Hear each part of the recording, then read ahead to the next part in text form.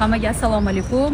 Assalomu alaykum. Yaxshimisizlar? 6 oydan beri shov-shuv bo'lib kelayotgan masalamizni Bu fermasi edi. fermasi. Mana o'zingizlar ko'rib turibsizlar, mana ichki ishlar davlat xodimlariga rahmat.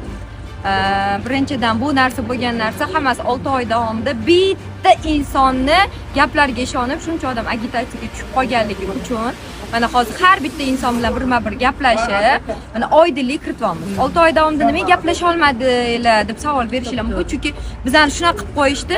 Bularga gapirsak, gaplaringlarni olib kesib qanaqadir narsalar chiqazib yuboradi. Bularga ham xuddi shunaqa deb aytilgan. Men ham haqida ham fikrda bo'lganman, lekin haqiqatdan mana haqiqat ochilib bir insonga rahmat. Biz ko'rishganimizdan keyin hamma haqiqatni bir-birimizga aytib, bular o'zim tarafim bilib, shuni bildikki, aynan bizani o'zini manfaati uchun urishtirib ko'rsatgan bo'lgan. Lekin bu yerda haqiqatlar bor.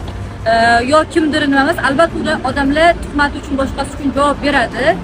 Huquq organlariga ham rahmat, shu narsani oxirigacha olib kelib, ko'rsatib, qilib bo'lganiga eng kerakligi hozir biz Zarifa bilan dushmanlarni gapi teskari bo'lib biz birga gaplashib hamma narsani bildik va birma-bir sizlarga haqiqatni O'sha tuhmat qilgan inson, bilasizlar, men 1 yil davomida polni qarab bergan, men bilan o'rtoq, ahil, inoq bo'lib ketgan inson.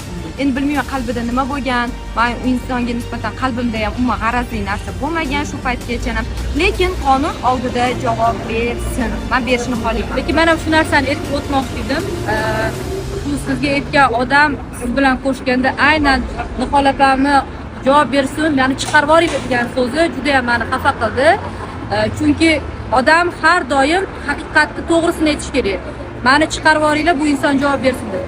Bular shuncha negativni menga yig'ib kelgan, hamma negativni bularga tashashgan, lekin biz ko'rishganimizda aslida unday emasligini, haqiqiy inson o'zi nima, biz o'zi boshqa ma'noda bo'lganini bilib, ishonasizlarmi?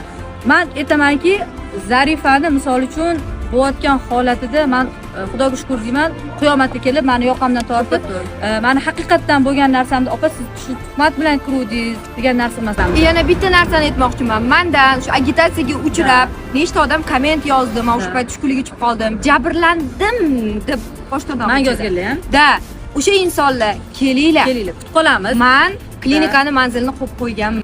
Prosta nimaga bundan keyin har doim kimdir agitatsiya qilsa ishonib qolmanglar. Chunki bu yerda psixologiya degan gap katta ahamiyatga ega. Misol uchun, suv ham ichayotganda foydali bo'ladi deb ichsanglar, foyda beradi. Agar bu zaharli deb aytiladigan bo'lsa, kollegialnost degan narsani ham so'rab qolardik. Albatta kollegialnost oq xalat kiygan insonlar bir-biriga nisbatan kollegialnost уважение bo'lib. To'xtang endi xola